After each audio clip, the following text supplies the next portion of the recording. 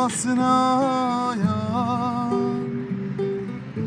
yanık türkülere vurmayın beni.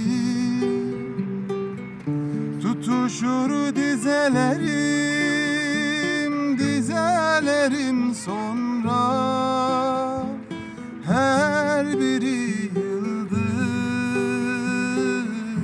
kendi halinde. Tutuşur dizelerim sonra her biri yıldız kendi halinde. Geceleri inen sessizlik umarsız açan eski yaradır.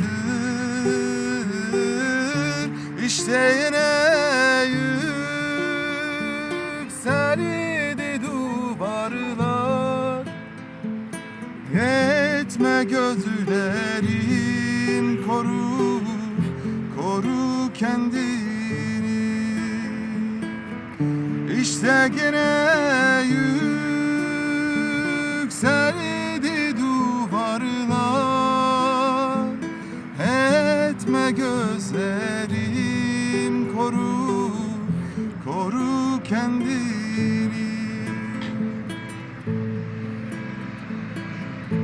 Ayıklasam dizelerimden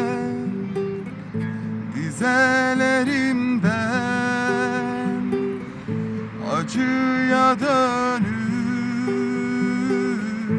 duvar nemini.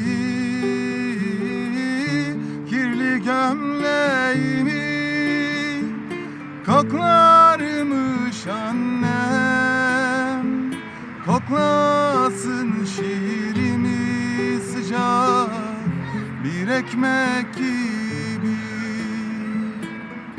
Kirli gömleğimi koklarmış annem, koklasın türkümü sıcak bir ekmek gibi.